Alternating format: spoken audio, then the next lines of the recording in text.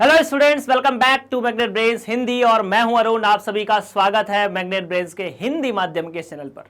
जैसा कि आप सभी विद्यार्थियों को पता है कि मैग्नेट ब्रेन्स हिंदी और अंग्रेजी दोनों चैनलों पर आप सभी विद्यार्थियों को संपूर्ण कक्षाएं पूरी तरह से मुफ्त पढ़ाता है और इसके लिए आपको कोई भी पैसा देने की आवश्यकता नहीं है। ना ही आपसे कोई ये बोलने वाला है कि आपको 2 या 3 वीडियो देखने के बाद इतने पैसे देने हैं, क्योंकि हमारा कोई सब्सक्रिप्शन प्लान है ही नहीं। हम किसी व्यक्ति को, कोई किसी स्टूडेंट को ये नहीं कहते कि आप इसको सब्सक्राइब करो और इसे खरीदो। चलिए शुरुआत करते हैं। आज हम लोग बात करेंगे शंकु परिच्छेद अध्याय नंबर 11 कक्षा 11वीं का, और इसमें हम 11.4 नाम की प्रश्नावली को हल करने की कोशिश करेंगे। 11.4 में शंकु परिच्छेद के एक महत्वपूर्ण एस्पेक्ट अति परवलय के बारे में आपसे सवाल पूछे हुए हैं। मतलब हमने अति परवलय पढ़ा है पिछले लेक्चर में। प्रश्न क्या होते हैं ये देखना है, किस तरह से सॉल्व करते हैं ये देखना है, क्या क्या पूछा जाएगा ये देखना है। एनसीईआरटी में जो प्रश्न है वो काफी सिंपल हैं और आसान भी हैं, बस थोड़ी बहुत मेहनत आपको यहां लगने वाली है। चलिए शुरुआत करते हैं 1 बाय 1 सारे प्रश्नों के साथ। पहला प्रश्न है, प्रश्न 1 से लेकर 6 तक आपको कुछ निर्देश दिए गए हैं।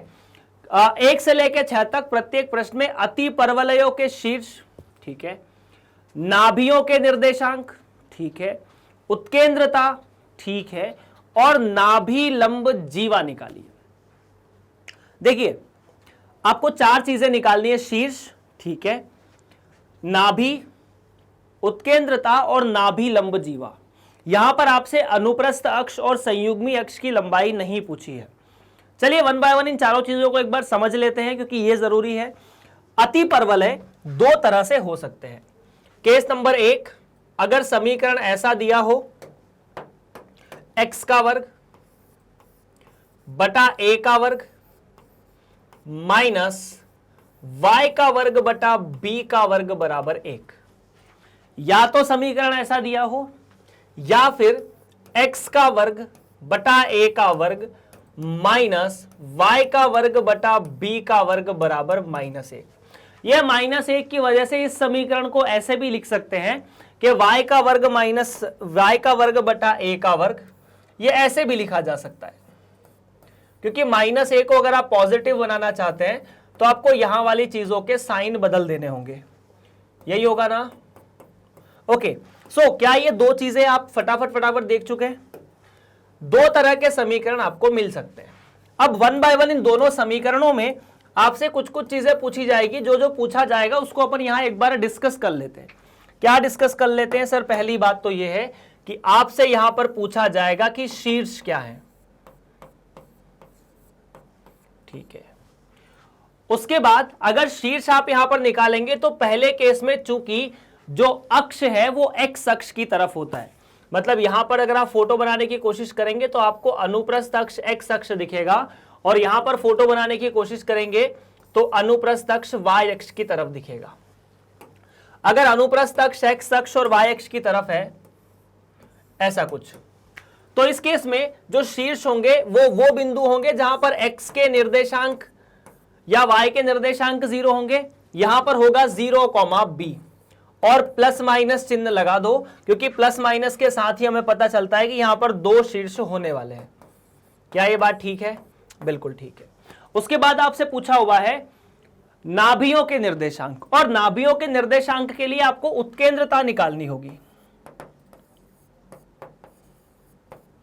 अति परवलय में उत्केंद्रता सदैव 1 से बड़ी होती है, इसीलिए अगर यहां पर उत्केंद्रता निकालने जाएंगे तो 1 प्लस b का वर्ग बटा a का वर्ग हो जाएगा। यहां b छोटा है, या फिर इस केस में ऐसा लिखा जाएगा, b छोटा है या बड़ा है अलग कहानी है। यहां पर उल्टा हो जाएगा सर जी, ऐसा कुछ, ठीक है। उसके बाद प्लस हो जाएगा, यहां पर भी माइनस नहीं। क्या ये बात ठीक है? ठीक है। उसके बाद तीसरी चीज जो आपको निकालनी है वो निकालनी है नाभि। तो नाभि निकालने में भी समस्या नहीं है। नाभि निकालने में समस्या क्यों नहीं है? क्योंकि यहां पर नाभि आती है प्लस माइनस AE, 0, और यहां पर नाभि आती है 0, प्लस माइनस BE। आखिरी चीज नाभि लंब जीवा। तो चौथा केस नाभि लंब जीवा। अगर कोई विद्यार्थी नया हो तो हो सकता है उसने शब्द नहीं सुने हो, तो आप अति परवलय के लेक्चर को जो इसके पहले रिकॉर्ड किया था, आपको पढ़ाया था, उसे देख सकते हैं। ये होता है 2b का वर्ग बटा a यहां पर, और यहां पर 2a का वर्ग बटा b। 1 बाय 1 चारों चीजें देख लेते हैं, ठीक है। अब इसका फोटो बना के भी देखें तो कोई दिक्कत नहीं है। जैसे अपन पहले वाले केस के बारे में बात कर लेते हैं। अगर ये अति परवलय आपको दिया है ऐसा कुछ, तो ये दोनों होते हैं शीर्ष, वर्टेक्स 1 और वर्टेक्स 2। V1 V2 को शीर्ष कहा जाता है। यहां पर दो बिंदु होते हैं F1 F2 जिनको आप नाभि कहते हैं, और ऐसी दो रेखाएं जो F1 F2 से गुजरती है और अक्ष के लंबवत होती है। यह अक्ष होता है वास्तव में, अक्ष के लंबवत होती है। कौन सा अक्ष? अनुप्रस्थ अक्ष। दूसरा अक्ष जो है वो संयुग्मी होता है इसके लंबवत, इसे कहा जाता है नाभिलंब जीवा। ये रेखा भी नाभिलंब जीवा, ये रेखा भी नाभिलंब जीवा। नाभिलंब जीवा की जो लंबाई है वो हम लोग यहां पर लिख रहे हैं, सीधी सीधी बात है, बाकी अपन पूरा डिस्कस कर चुके हैं। तो 1 बाय 1 पहला प्रश्न, x का वर्ग बटा 16 माइनस y का वर्ग बटा 9 बराबर 1। सबसे सिंपल सा जवाब।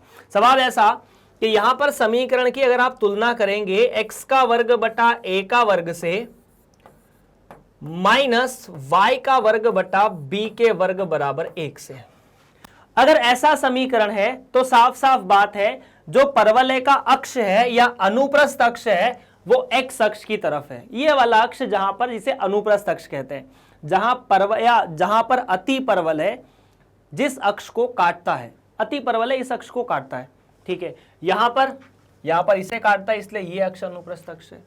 तो चूंकि यहां पर इसे काटता है तो सीधी सीधी बात है यहां पर अनुप्रस्थ अक्ष जो होगा वो x अक्ष होगा। यह कैसे पता चला? समीकरण में यहां 1 है तो x अक्ष को काटेगा, -1 है तो y अक्ष को काटेगा। यहां पर अनुप्रस्थ अक्ष वो x अक्ष, हालांकि इसकी पूछा नहीं आपसे कि कौन सा है, लेकिन नाभियां लिखने में थोड़ी सी समस्या हो तो जाएगी। अनुप्रस्थ अक्ष जो है वो x अक्ष है।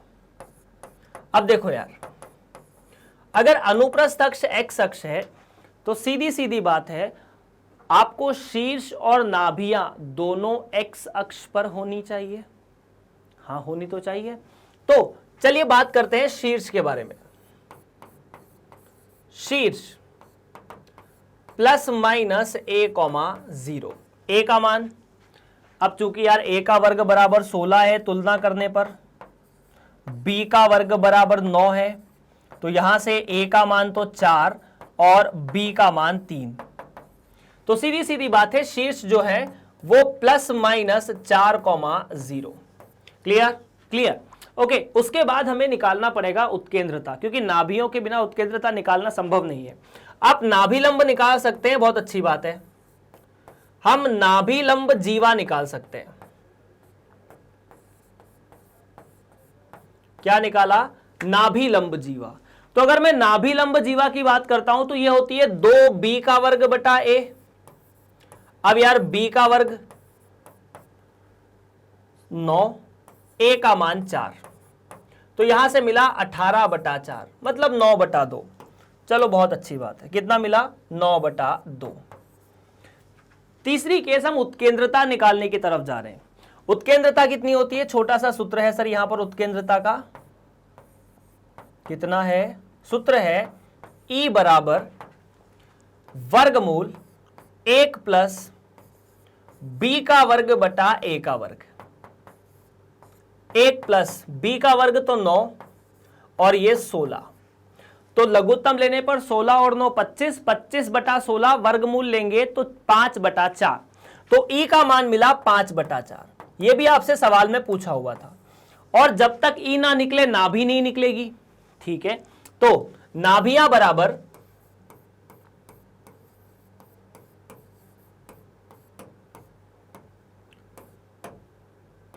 Plus minus AE,0। तो प्लस माइनस a का मतलब 4 है, e का मतलब 5/4 है, गुणा करोगे तो प्लस माइनस 5,0। आप यहां पर देख सकते हो अति परवलय में शीर्ष 4 है पर नाभियां 5 है, मतलब पहले शीर्ष आएगा बाद में नाभियां आएगी। इस बात को हम टैली कर पा रहे हैं। इस सवाल में आप देख सकते हैं कि यहां से चले तो पहले शीर्ष दिखा बाद में नाभि दिखी, तो शीर्ष 4 नाभि 5, शीर्ष -4 नाभि -5। क्लियर है क्या? चलिए आगे बढ़ते हैं फिर अगले प्रश्न की तरफ। प्रश्न नंबर 2, निम्नलिखित प्रश्न 1 से लेकर 6 तक प्रत्येक अति परवलय में शीर्ष नाभियों के निर्देशांक, उत्केंद्रता और नाभि लंब जीवा आपको निकालनी है। अब समीकरण को थोड़ा सा ध्यान से देखो। ध्यान से यह देखना है कि जो समीकरण दिया है वो ऐसा दिया है, y का वर्ग बटा 9 माइनस x का वर्ग बटा 27 बराबर 1। इसे ऐसे भी लिख सकते हैं, कैसे लिख सकते हैं? x का वर्ग बटा 27 माइनस y का वर्ग बटा 9 बराबर 1। अब एक छोटी सी बात यहां पे एक ट्रिक की तरह इसे याद रख सकते हैं कि अगर यहां 1 है, जैसे यहां पर भी 1 है और यहां पर भी 1 है, दोनों जगह अपन ने 1 बनाने की कोशिश की है, -1 नहीं लिखा इसको। पहले y का वर्ग आएगा यहां पर पहले x का वर्ग आएगा। तो यहां पर x के वर्ग वाला चिन्ह धनात्मक है, यहां पर y के वर्ग वाला धनात्मक है। तो अगर मुझे पता करना है कि अनुप्रस्थ अक्ष कौन सा है, तो यहां x वाला है, यहां y वाला है। मतलब जिसका चिन्ह धनात्मक है इस तरफ 1 रहने पर, अगर इस तरफ यहां पर भी 1 है, यहां पर भी 1 है, तो जिसका चिन्ह धनात्मक है वो अक्ष अनुप्रस्थ अक्ष होगा। जैसे x का चिन्ह धनात्मक तो अनुप्रस्थ अक्ष x, y का चिन्ह धनात्मक तो अनुप्रस्थ अक्ष y। क्लियर है क्या? देखिए यहां पर आप नहीं बोल पाएंगे क्योंकि यहां पर -1 है, इसलिए उसको 1 बनाना होगा। और ये चीज से हम इसका भी फायदा उठा सकते हैं, ऐसा इसलिए क्योंकि यहां पर y का धनात्मक मान है, x के आगे का चिन्ह ऋणात्मक है और यहां 1 है, तो मैं सीधा सीधा यहां से कह सकता हूं कि सब कुछ छोड़ो, आप तो ये बोलो कि y अक्ष जो है वही अनुप्रस्थ अक्ष है।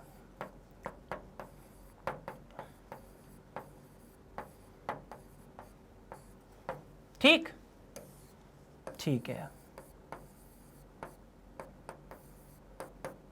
अगर y अक्ष अनुप्रस्थ अक्ष है तो हमने सबसे पहले इसका फोटो बनाने की कोशिश कर ली।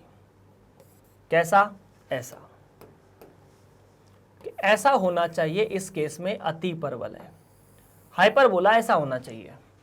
अगर ऐसा होना चाहिए तो हमारे सामने सबसे पहले आता है शीर्ष।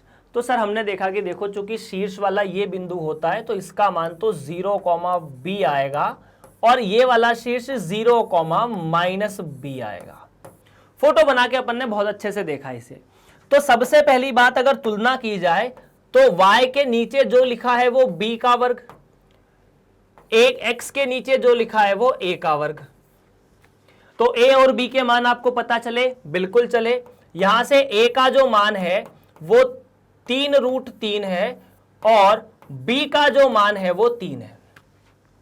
ठीक है। नाउ सबसे पहले बात कर लेते हैं शीर्ष की। शीर्ष मतलब +0, ±b। क्यों? क्योंकि शीर्ष जो है वो y अक्ष पर स्थित है और y अक्ष पर कोई भी बिंदु सदैव x0 लेकर आता है। तो 0, ±3। दूसरा शीर्ष हो चुका। उत्केंद्रता, नाभिलंब जीवा और नाभियों के निर्देशांक। तो उत्केंद्रता के बिना तो निकलेगा नहीं। नाभिलंब जीवा के बारे में बात कर लेते हैं। नाभिलंब जीवा, इस केस में नाभिलंब जीवा कितनी होती थी? 2a का वर्ग बटा b। तो 2a का वर्ग बटा b मतलब यहां से लिख सकते हैं 2a का वर्ग बटा b। ठीक है। तो 2a का वर्ग मतलब 27, b का मतलब 3। 27 से 3 कटे 9 बार, तो 9 दूनी 18। नाभिलंब जीवा की लंबाई 18। ठीक है। उसके बाद आती है उत्केंद्रता। उत्केंद्रता का मान होता है E बराबर, देख लो, 1 प्लस जो छोटा है बटा जो बड़ा, या छोटा बड़ा यहां के कॉन्सेप्ट नहीं है, यहां पर A और B वाला ही कॉन्सेप्ट है। तो वर्गमूल के अंदर 1 प्लस a का वर्ग बटा b का वर्ग। क्या ये बात ठीक है?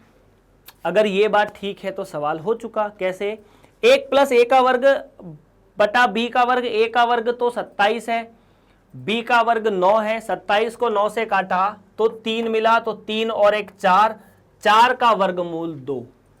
और यहां से नाभियां बड़ी आसानी से निकाली जा सकती है।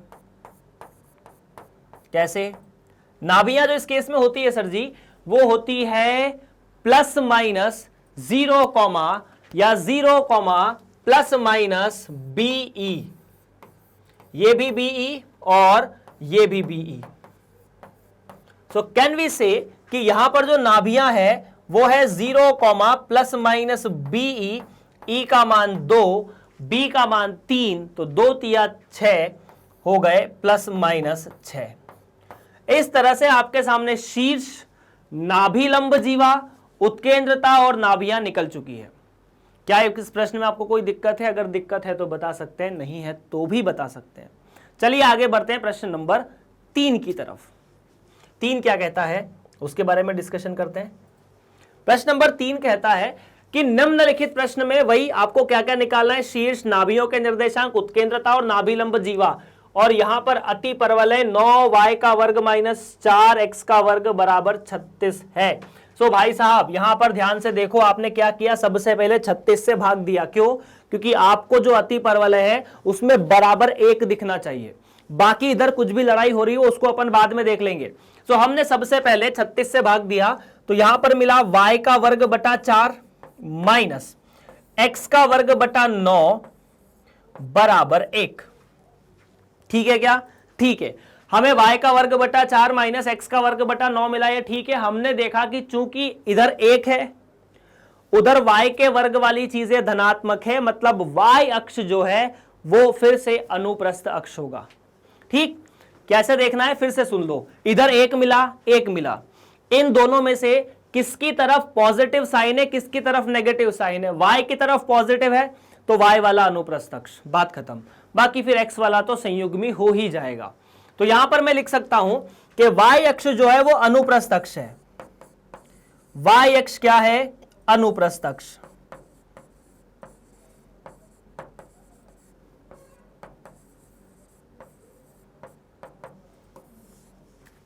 ठीक है।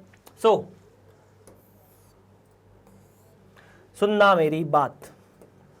हमने इस फोटो को, इस अति परवलय के फोटो को फिर से ऐसा बनाया क्योंकि y अक्ष अनुप्रस्थ अक्ष है। तुलना करने पर कि y के नीचे b का वर्ग लिखा होता है, x के नीचे a का वर्ग लिखा होता है ना। जो समीकरण है वो कैसा होता है सर? जो समीकरण है वो ऐसा होता है, x का वर्ग बटा a का वर्ग माइनस y का वर्ग बटा b का वर्ग बराबर 1। हमने तुलना की, या y का वर्ग बटा b का वर्ग माइनस x का वर्ग बटा a का वर्ग। चलो इसको पहले ऐसे लिख देते हैं यार, क्योंकि समीकरण जो है वो थोड़ा सा उल्टा है। y का वर्ग बटा b का वर्ग माइनस x का वर्ग बटा a का वर्ग। तुलना करने पर आपको दो चीजें मिली। क्या? कि सर b का वर्ग तो 4 के बराबर और a का वर्ग 9 के बराबर। ठीक है, तो यहां से b का जो मान है वो 2 और a का जो मान है वो 3 मिला।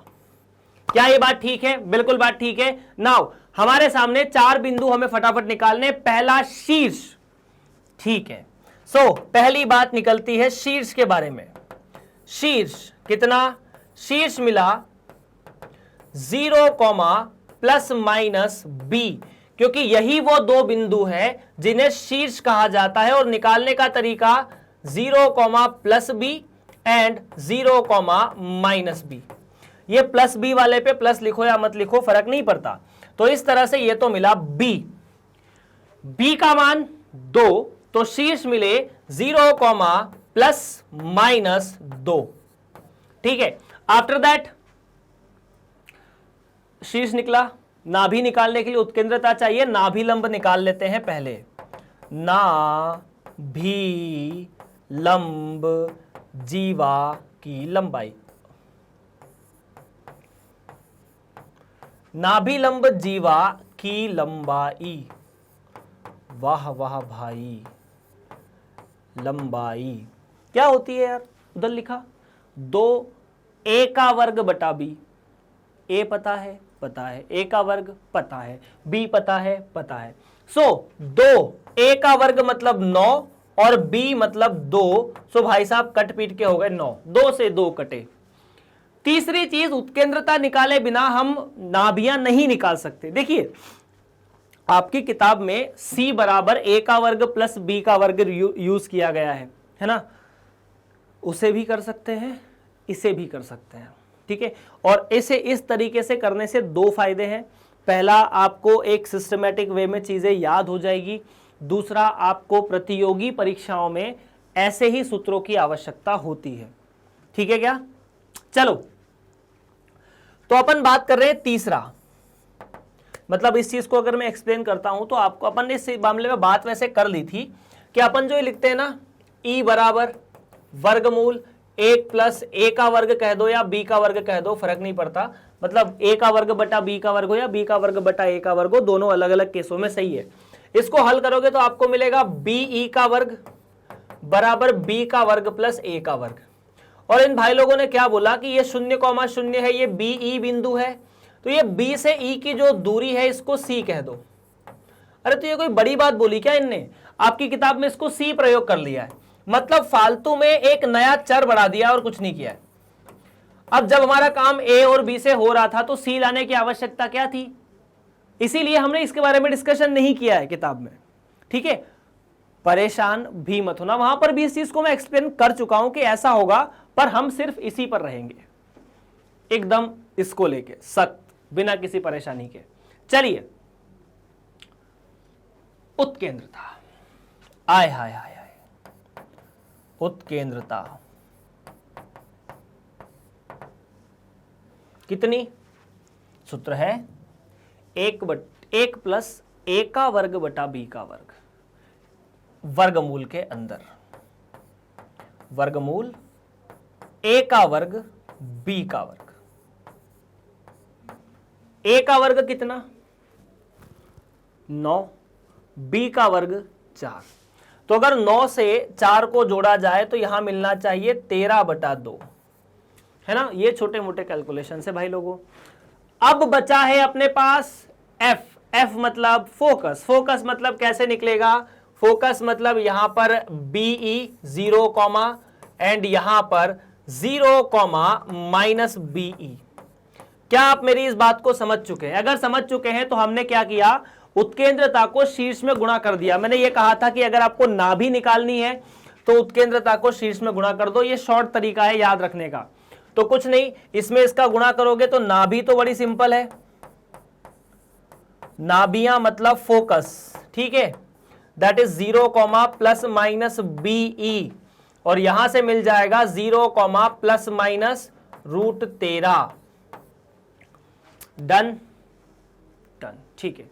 सो इस तरह से इस प्रश्न का जवाब भी हम लोग कर चुके हैं। अगर कोई दिक्कत है, कोई परेशानी है तो आप नीचे एक कमेंट सेक्शन होता है, उसमें कमेंट कर सकते हैं कि सर मुझे ये दिक्कत है, ये कॉन्सेप्ट नहीं पता, ये समस्या नहीं पता, ये कैसे आया, मेरे सर ने ऐसा बताया था, आपने ऐसा बताया, हमने वहां ऐसा पढ़ा था, एवरीथिंग जो आपको करना है, ठीक है।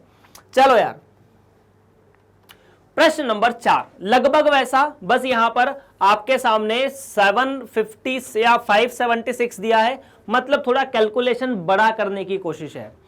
16x का वर्ग माइनस 9y का वर्ग बराबर 7 या 5, 7, 6, और इस केस में भी आपको अति परवलय के शीर्ष, नाभियों के निर्देशांक, उत्केंद्रता और नाभिलंब जीवा की लंबाई निकालनी है। सबसे पहले ऐसे समीकरण को देखना हमें पसंद नहीं है, हम इधर की साइड 1 बनाएंगे। अगर हम इधर की साइड 1 बनाएंगे तो पूरे समीकरण को आप x के या 576 से भाग दे दीजिए, तो x का वर्ग 16 का 9 में गुणा होके ये आ जाना चाहिए मेरे हिसाब से। तो देख लो एक बार क्या आता है ना, 9 छंकी 54, ओहो हो। चलो फिर एक बार भाग दे के देखेंगे क्या आता है, ठीक है। तो 16 का 576 में भाग दिया तो 16 या 48। ओह वाओ, इंटरेस्टिंग कॉन्सेप्ट, ये भी सही है, ठीक है। तो ठीक है, अपन इसको लिख सकते हैं 576/16, ऐसा लिख दूं क्या,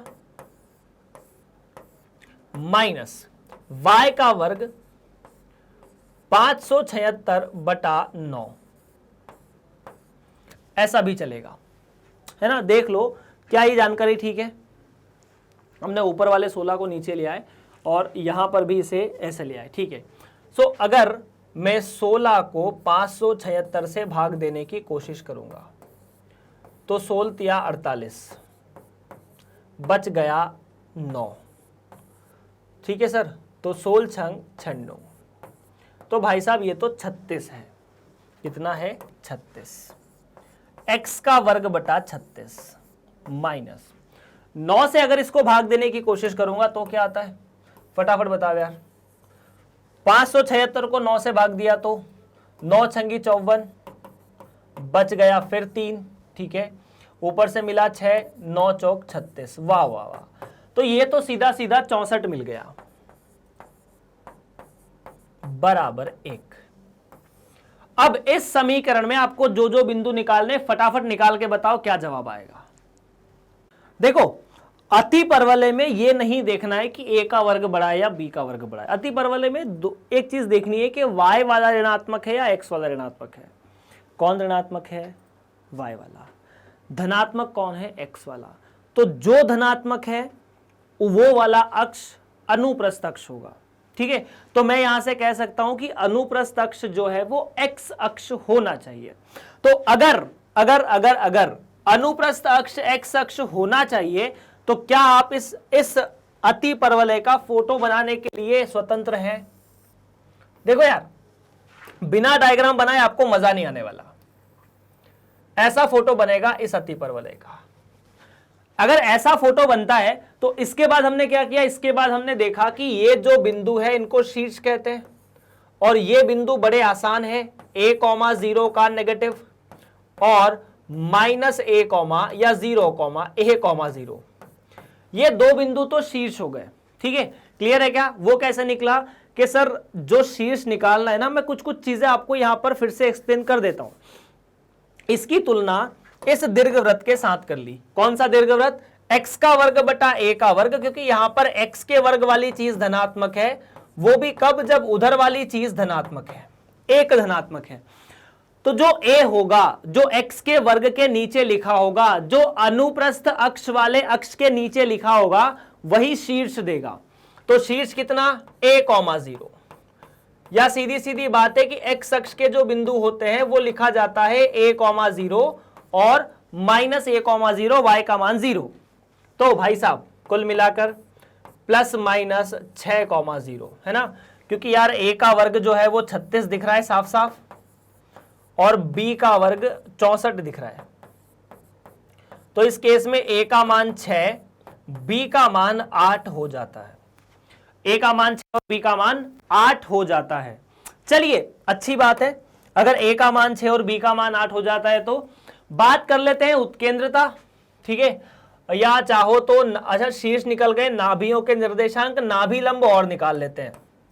नाभि लंब मैंने आपको दोनों केस बता दिए ना, ये आपको याद रखने पड़ेंगे यार ना, थोड़ा सा कैलकुलेशन वाला जो पार्ट को छोड़कर यहां फॉर्मूले बहुत हैं। नाभि लंब जीवा इस केस में 2b का वर्ग बटा a, इस केस में 2a का वर्ग बटा b। फटाफट फटाफट रटना शुरू कर दो, जरूरी है। 2b का वर्ग बटा a। आपको एक बात बताऊं, जब दीर्घवृत्त होता है ना तब भी इस ऐसे वाले केस में जब दीर्घ अक्ष x अक्ष होता है तब भी ये नाभिलंब जीवा होती है। यहां पर जब दीर्घ अक्ष y अक्ष होता है तब भी यही वाली नाभिलंब जीवा होती है। यहां पर भी लगभग वैसा ही है, मतलब अति परवलय और दीर्घवृत्त के जो सूत्र हैं वो लगभग एक दूसरे के जैसे ही है, कहीं प्लस तो कहीं माइनस। अगर यहां प्लस होता तो ये क्या होता? दीर्घवृत्त होता, ठीक है क्या? चलो 2b का वर्ग बटा a, b का वर्ग कितना? 64, तो 2 गुणा 64 बटा a का मान 6, ठीक है, बिल्कुल सही है। तो ये कटेगा 64 बटा 3, अब आगे नहीं कट रहा तो हमने इतना ही लिख दिया। आफ्टर दैट 64 बटा 3 के बाद अगली चीज आएगी जो कि आएगी उत्केंद्रता। उत्केंद्रता, उत्केंद्रता मतलब इसेंट्रिसिटी। इसेंट्रिसिटी कैसे निकाली जाती है? इसेंट्रिसिटी बड़ी प्यारे तरीके से निकाली जा सकती है, वर्गमूल 1 प्लस, यहां पर जब x के नीचे की संख्या बड़ी हो या x के नीचे की संख्या धनात्मक हो तो b का वर्ग बटा a का वर्ग, या फिर ऐसे याद रख लो, जो ऋणात्मक है वो वाला ऊपर, जो धनात्मक है वो नीचे, जो ऋणात्मक है वो वाला ऊपर, जो धनात्मक है वो वाला नीचे। ऋणात्मक यहाँ a का वर्ग है जब यहाँ एक धनात्मक है। ध्यान से सुन लेना इस बात को, जब अपन ने दोनों जगह एक को धनात्मक कर दिया है, जब हमने दोनों जगह एक को धनात्मक कर दिया है तो उत्केंद्रता निकालने का सिंपल तरीका 1 प्लस जो ऋणात्मक है बटा जो धनात्मक है, खत्म बात। क्लियर है क्या? देखो यार, अगर इतना क्लियर है तो यहां पर ऋणात्मक कौन सा है? 64, b का वर्ग आएगा ना बटा a का वर्ग, 1 प्लस 64 बटा 36। 64 प्लस 36 होता है 100। लघुत्तम लेने पर यहां पर बचेगा 100 और यहां पर 36, तो भाई साहब कुल मिला के 10 बटा 6। 10 बटा 6 मतलब 5 बटा 3, तो उत्केंद्रता का मान मिला 5 बटा 3। और अगर उत्केंद्रता मिल जाती है तो नाभि मिल जाती है। कैसे? शीर्ष में उत्केंद्रता का गुणा कर दो, तो प्लस माइनस AE, 0। ए मतलब 6, ई मतलब 5 बटा 3, तो प्लस माइनस 10, 0। ये आपकी दोनों नाभियां हैं। ठीक, 5 बटा 3 का ए में गुणा किया, ए का मान 6 है, तो 6 गुणा 5 बटा 3 मतलब 30 बटा 3। ठीक, सो इस तरह से इस प्रश्न का जवाब भी आप लोग कर चुके हैं। चलिए आगे बढ़ते हैं अगले प्रश्न नंबर 5 की तरफ। वो क्या कहता है? तो वही प्रश्न भैया, निम्नलिखित प्रश्न में अति परवलयों के शीर्ष, नाभि के निर्देशांक, साथ ही साथ उत्केंद्रता और नाभि लंब जीवा की लंबाई ज्ञात करनी। ऐसा तो हमने कभी नहीं देखा था, है ना। हम ऐसा अति परवलय देखने की कोशिश नहीं करते हैं, तो जब भी हम ऐसा अति परवलय देखेंगे सबसे पहले हम भाग देंगे इस वाली साइड जो भी लिखा है उससे, ताकि इधर 1 बन जाए। ठीक, मतलब राइट साइड में 1 बनाना है, तो आपने क्या किया, इसको भाग दे दिया 1 से। 5y का वर्ग बटा 36 माइनस 9x का वर्ग बटा 36 बराबर 1। और अल्टीमेटली ये कुछ ऐसा मिला, y का वर्ग बटा 36 बटा 5 माइनस x का वर्ग बटा 4 बराबर 1। अब आप देख सकते हैं कि y के वर्ग वाली चीज धनात्मक है, मतलब ये जो अति परवलय बनेगा इसका फोटो कुछ ऐसा बनना चाहिए। कैसा? इसका अनुप्रस्थ अक्ष y अक्ष के समान या y अक्ष के सापेक्ष होना चाहिए। ऐसा बना, ठीक है। मतलब इसकी जो नाभियां है वो यहां कहीं होनी चाहिए y अक्ष पर, और शीर्ष जो है वो यहां कहीं होने चाहिए। तो सबसे पहले शीर्ष निकाल लेते हैं, वो बड़ा आसान है। शीर्ष कैसे निकलता है सर? तो शीर्ष निकालने का तरीका बड़ा सिंपल है कि यदि इस अति परवलय का समीकरण जो कि हम देख पा रहे हैं ऐसा लिखा है, तो जो शीर्ष होंगे वो होंगे 0, प्लस माइनस b, है ना। देख लो, ये होगा 0, b और ये 0, माइनस b। अब अगर इससे तुलना करोगे तो आपको मिलेगा कि b का वर्ग जो है वो 36 बटा 5 है, और a का जो वर्ग है वो 4 है। तो b बराबर 6 बटा 5 का वर्गमूल, b बराबर 6 बटा 5 का वर्गमूल और a बराबर 2। तो 0, प्लस माइनस 6 बटा √5, ये मिला शीर्ष। उसके बाद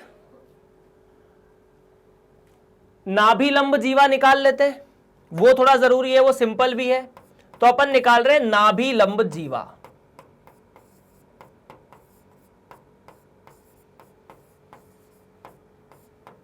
तो नाभि लंब जीवा क्या? ऐसे वाले अति परवलय में नाभि लंब जीवा 2a का वर्ग बटा b होती है। 2 गुणा a का वर्ग मतलब 4 और b मतलब 6 √5 का भाग दे दो, तो √5 ऊपर गया, 4 √5 बटा 3। क्या ये बात ठीक है? a का वर्ग 4 है, 4 √5 बटा 3, बिल्कुल सही है। उसके बाद हम लोग ज्ञात कर रहे हैं उत्केंद्रता। सिंपल सा कॉन्सेप्ट है उत्केंद्रता का। 1 प्लस वर्गमूल जिसके आगे ऋणात्मक चिन्ह है बटा जिसके आगे धनात्मक चिन्ह है, मतलब a का वर्ग बटा b का वर्ग।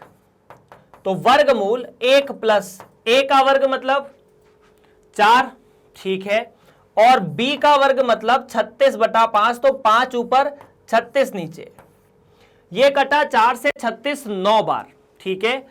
ये मिला बेसिकली ई हमें ऐसा कि 1 प्लस 1 5 बटा 9, तो 9 और 5 14, तो 14 तो वर्गमूल में और यहां बच जाएगा 3। तो ई का मान कितना, ई का मान √14/3। अब अगर ई का मान मिल गया तो बाकी कोई दिक्कत नहीं, हमें शीर्ष निकालना, नाभि निकालना है, तो शीर्ष में आप ई का गुणा कर दो, बहुत अच्छी बात रहेगी ये। तो नाभियां क्या करेंगे सर, 0, प्लस माइनस BE। अब कुछ नहीं यार, ये 6√5 में √14/3 का गुणा कर दो और कुछ नहीं होने वाला है। मतलब b का मान आपके सामने 6√5, e का मान √14/3, तो BE मतलब 6√5 और √14/3, तो ये कटा 2 बार, तो 2√14/3। कितना, 2√14/3। तो आपके सामने ये मिलेगा अब 0 प्लस माइनस 2√14/3। और इस तरह से आपके सामने सारे एस्पेक्ट जो आपको इस प्रश्न में निकालने थे वो आ चुके हैं। अगर यहां कोई दिक्कत है तो प्लीज कमेंट कर दीजिए, परेशानी है तो भी बता दीजिए, अगर नहीं है तो अपन बढ़ते हैं आगे अगले प्रश्न की तरफ। अगला प्रश्न हमारे सामने काफी खूबसूरत है और अच्छा भी है, चलिए देखते हैं उसे। ओके, ओहो हो, ठीक है, 39/784 करना पड़ेगा और 16/784 करना पड़ेगा। निम्नलिखित प्रश्न 1 से 6 तक प्रत्येक में अति परवलयों के शीर्ष, नाभि, उत्केंद्रता और नाभि लंब जीवा की लंबाई निकालनी है। सो 1 बाय 1 देखो यार, आपने सबसे पहले इधर 1 बनाने की कोशिश की, तो 39/784 y का वर्ग ऐसा लिखा जाए, ठीक है।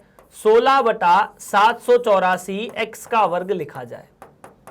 तो सबसे पहले ये 784 को 39 और 784 को 16 से भाग देके देखते हैं। मैं 784 को 16 से भाग दे रहा हूं, ठीक है। 16 दूना 32, 16 48, 16 चौक 64, ठीक है, ठीक है सर जी, ठीक है। 64, हाँ, 16 पंजे 80 होता है, तो अपन ने 4 बार लिया 64, ठीक है। और अगर ऐसा आया तो यहां पर तो मिला 4 और यहां 1 और ये 5। 16 का 9 बार गुणा होता है 144। तो मतलब सीधी सीधी बात है, 784 को 16 से भाग दोगे तो 49 आएगा, 49 को 784 से 49 को भाग दोगे तो 16 आएगा। तो ये मिला 16 माइनस 49 बराबर 1। ऑब्वियस सी बात है, यहां पर a का वर्ग जो है वो 49 है और b का वर्ग 16 है। अच्छा, आपकी किताब में क्या किया है पता है, मैं वहां पर एक बड़ी सी मतलब कंफ्यूजन वाला पार्ट बताता हूं। उन्होंने क्या किया, इसे a ले लिया, a का वर्ग, इसे b का वर्ग। अगले सवाल में जब x का वर्ग धनात्मक है तो x के वर्ग के नीचे a का वर्ग लिख दिया।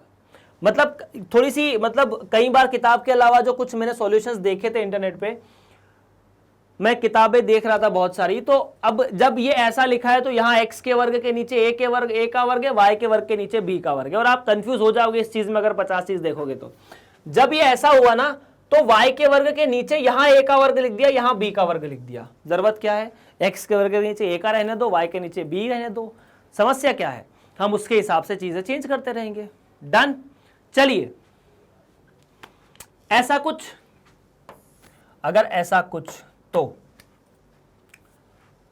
1 बाय 1 पहली चीज ये हो चुकी है। बात करते हैं शीर्ष के बारे में। क्या आप यहां से देख के ये बता सकते हैं कि कौन धनात्मक है, y। अगर y धनात्मक है तो यहां पर अनुप्रस्थ अक्ष y अक्ष होना चाहिए। अगर अनुप्रस्थ अक्ष y अक्ष होना चाहिए तो इस पूरी कहानी को हटाते हुए मैंने कहा कि अनुप्रस्थ अक्ष जो है वो y अक्ष है, और अगर अनुप्रस्थ अक्ष y अक्ष है तो अपन ने बना दिए 2 गोले, एक ऐसा दूसरा ऐसा, ठीक। ठीक, तो अगर ऐसा कुछ है तो ये वाले जो दोनों बिंदु होंगे वो नाभियां होगी, और या ये वाले दोनों बिंदु शीर्ष होंगे और ये तो दोनों बिंदु होंगे वो नाभियां होगी।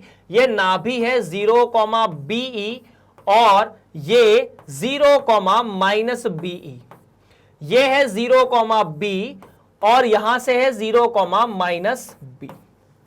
ठीक, ये दोनों शीर्ष है और ये दोनों नाभियां हैं, V1 V2 और V1 V2 F1 F2।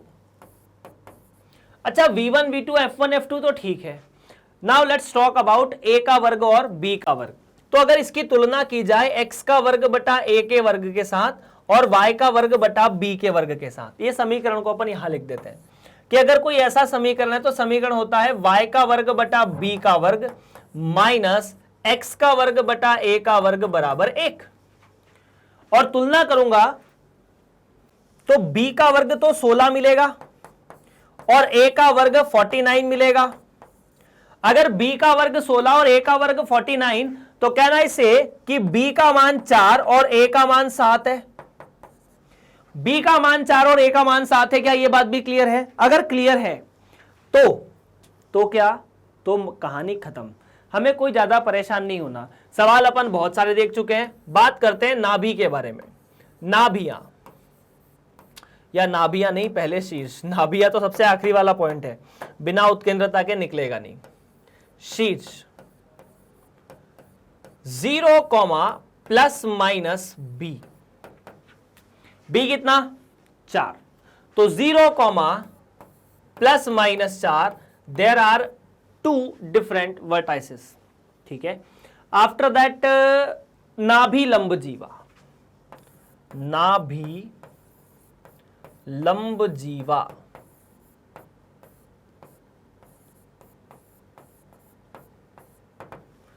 तो यार क्या यहां से नाभि लंब जीवा इस वाले केस से 2a का वर्ग बटा b हो जानी चाहिए? बिल्कुल हो जानी चाहिए। 2a का वर्ग बटा b, a का वर्ग मतलब 49, b मतलब 4, तो 2 गुणा 49 बटा 4 मतलब 49 बटा 2। ठीक है, नाभि लंब जीवा हो चुकी, नाभि लंब जीवा हो चुकी। उसके बाद हम लोग निकालने जा रहे हैं उत्केंद्रता। उत्केंद्रता का सूत्र याद हो गया क्या? हो जाना चाहिए अब तो। उत्केंद्रता का मतलब है यहां पर E, जिसको अपन बोलते हैं वर्गमूल के अंदर 1 + A का वर्ग बटा B का वर्ग। कैसे निकाला ये हमने निकाला कि सर A का जो वर्ग है वो ऋणात्मक है, तो ऋणात्मक बटा धनात्मक। ठीक, तो यहां से मिला वर्गमूल के अंदर 1 + A का वर्ग मतलब 49, B का वर्ग मतलब 16, तो 49 + 16। इसे यहां पहुंचाओ तो 65 बटा 16, तो E का मान मिला √65 बटा 4। कितना? E का मान √65 बटा 4। आखिरी चीज आती है नाभियों के निर्देशांक। तो नाभियां क्या होगी ये निकालने में कोई बड़ी बात नहीं है। 0, ±BE, इसको इसमें गुणा करोगे तो यहां से मिलेगा 0, ±√64 या 65। डन। इस तरह से प्रश्न नंबर 6 भी आपके सामने समाप्त हो जाता है। ठीक है क्या? देख लीजिए, अगर कोई परेशानी है, कोई दिक्कत है तो आप यहां पर मुझे कमेंट सेक्शन में बता सकते हैं। कैलकुलेशन में भी हो सकता है आपको कोई दिक्कत हो सकता है आपको कोई छोटी मोटी परेशानी जरूर हो। चलिए आगे बढ़ते हैं। निम्नलिखित प्रश्न 7 से लेकर 15 तक प्रत्येक में दिए गए प्रतिबंधों को संतुष्ट करते हुए अति परवलय का समीकरण निकालिए। यहां पर प्रतिबंध दिए गए हैं और उनसे अति परवलय निकालना है। सबसे पहले शीर्ष और नाभियां दी है। क्या आप मुझे फटाफट कमेंट सेक्शन में फोटो बना के बता सकते हैं, या आप मुझे बता सकते हैं कि सर इसका समीकरण ऐसा होगा? फटाफट आंसर करो कमेंट सेक्शन में। देखो, शीर्ष दिए थे +-2,0। अब अगर शीर्ष +-2,0, तो शायद ही ऐसा कोई स्टूडेंट होगा जिसको यह पता ना हो कि शीर्ष +-2,0 एक्स अक्ष पर स्थित होते हैं। तो एक तो बिंदु एक्स अक्ष पर मिलना चाहिए 2,0 और एक बिंदु मिलना चाहिए -2,0। अब ये 2,0 और -2,0 शीर्ष है, और मुझे इतना पता है कि अति परवलय के केस में अगर ऐसा है तो शीर्ष होने चाहिए +-a,0। तो शीर्ष कितना होता है +-a,0। और अगर शीर्ष ऐसा है, अति परवलय ऐसा है, तो समीकरण यहां पर ऐसा होना चाहिए। इस केस में समीकरण जो होना चाहिए उसमें x वाला पार्ट धनात्मक होना चाहिए, तब जाके तो इधर की साइड खुल रहा है। इसका जो अनुप्रस्थ अक्ष है वो x अक्ष है, ये अनुप्रस्थ अक्ष है। x का वर्ग बटा a का वर्ग माइनस y का वर्ग बटा b का वर्ग बराबर 1। नाउ a पता चला, क्यों? क्योंकि शीर्ष दिया है +-2,0, तो a का मान तो 2, साफ साफ बात। b नाभियां क्या होगी? तो नाभियां सर हम a में e का गुणा कर देते हैं, तो ये ae,0 होती है। यहां पर भी ae,0 ऋणात्मक चिन्ह के साथ। तो अगर मैं नाभियों के बारे में बात करता हूं तो नाभियां जो है +-ae,0 होती है। कितनी? +-ae,0, जिसे लिखा जाएगा +-3,0। अब अगर ऐसा है तो ae बराबर 3 हो जाना चाहिए। तो ae बराबर 3, तो e का मान 3/2, क्योंकि a का मान 2 है। अब e का मान 3/2 है, ठीक है, a का मान 2 है, ठीक है, b का मान, तो हमें e के बारे में सूत्र पता है ऐसे केसेस में जब अति परवलय हमारे सामने होता था ये वाला। जब ये वाला अति परवलय होता है या कोई सा भी अति परवलय होता है तो ना ई निकालने में कोई दिक्कत नहीं है। वर्गमूल के अंदर एक प्लस जिसके आगे ऋणात्मक चिन्ह है b का वर्ग, जिसके आगे धनात्मक चिन्ह है उससे भाग दे दो। ठीक, e का मान 3/2, बहुत अच्छी बात है। 3/2 बराबर 1 प्लस b का वर्ग तो नहीं पता, लेकिन ये भाई साहब 4 है, या 2, a का वर्ग जो है वो 4 है, क्योंकि a जो है वो 2 के बराबर है। लघुत्तम ले लें, लघुत्तम लेने पर मिलेगा 3 बराबर वर्गमूल के अंदर 4 प्लस b का वर्ग। तो b का वर्ग क्या हो, दोनों साइड वर्ग करोगे तो b का वर्ग आ जाना चाहिए 4 - 9, मतलब 9 - 4, कुल मिलाकर 5। दोनों साइड वर्ग करोगे तो यहां 9 बराबर 4 प्लस b का वर्ग, तो b का वर्ग बराबर 5। तो इस हिसाब से जो उत्तर है वो हो जाना चाहिए फाइनल सीधा सीधा x का वर्ग बटा a का वर्ग। a का वर्ग मतलब 2 का वर्ग 4 माइनस y का वर्ग बटा b का वर्ग मतलब 5। That is the final answer. क्या इतनी बात ठीक है? ठीक है, चलिए, तो इस तरह से इस प्रश्न का जवाब हम लोग कर सकते हैं। आसानी से जवाब खत्म है। प्रश्न नंबर 7 समाप्त है। प्रश्न नंबर 8 की तरफ हम बढ़ेंगे। अगर यहां कोई समस्या हो तो प्लीज एक बार कमेंट जरूर कर देना यार। यही इसी सवाल में हमें अति परवलय का समीकरण निकालना है। 7 से लेकर 15 तक यही काम करना है, समीकरण ही निकालना है। यहां पर आपके सामने नाभियां और शीर्ष दोनों अलग अलग दिए हैं। शीर्ष जो है वो 0, ±5 है और नाभियां 0, ±8 है। पहले यह बताओ कि शीर्ष और नाभियां किस अक्ष पर है? y अक्ष पर। अगर ये y अक्ष पर है तो अनुप्रस्थ अक्ष कौन सा अक्ष होना चाहिए? y अक्ष होना चाहिए। ठीक है, तो ऐसा कुछ, ठीक है। नाउ ऐसा अगर हम इसे कनेक्ट करने की कोशिश करते हैं, ठीक है, तो ये इस तरह का अति परवलय है। शीर्ष जो है वो 0, ±5 है। अगर शीर्ष 0, ±5 है तो ये तो 0, 5 और ये है 0, -5। ठीक, शीर्ष मिले। और मुझे पता है कि ऐसे केस में जो समीकरण लिखा जाता है वो थोड़ा पिछले वाले समीकरण से अलग होता है। जब अनुप्रस्थ अक्ष x अक्ष या y अक्ष होता है तो y का वर्ग बटा b का वर्ग माइनस x का वर्ग बटा a का वर्ग बराबर 1 होता है। समीकरण तो क्लियर है। अब अगर समीकरण क्लियर है तो आपको यहां से दो बिंदुओं के बारे में देखना है जो कि ऐसे दिए हैं।